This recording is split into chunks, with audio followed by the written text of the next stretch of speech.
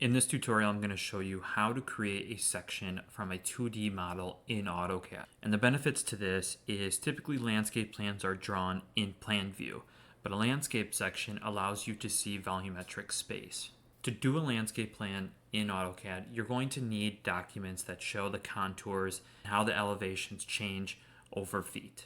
I'm going to use the command clip, and I'm going to clip down the survey that was given to me from a civil engineer. I'm going to create a new boundary and a rectangular boundary.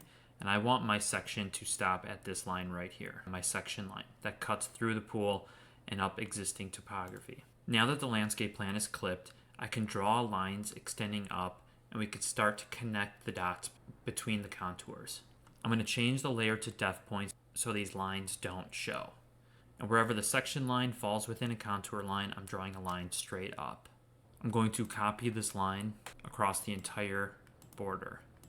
Once the lines are extended, we're going to create horizontal lines that cross over these paths. And because we know the grade markers increase 1 foot at a time, we're going to offset these horizontal lines by 1 foot. Now that I have multiple lines, we're going to map the points off of these lines right here. But first we're going to need to know where the first point is. And we can see that it's at 176.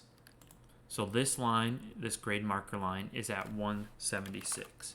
And we can make a note of that by adding text just to the left of the line. Once you've mapped out the rest of the feet, place the points, and you can see the contour as it moves. Don't forget to add more detail because it makes the section more real life. For AutoCAD training, go to thelandscapelibrary.com or subscribe now for more videos. Don't forget to check the description for links.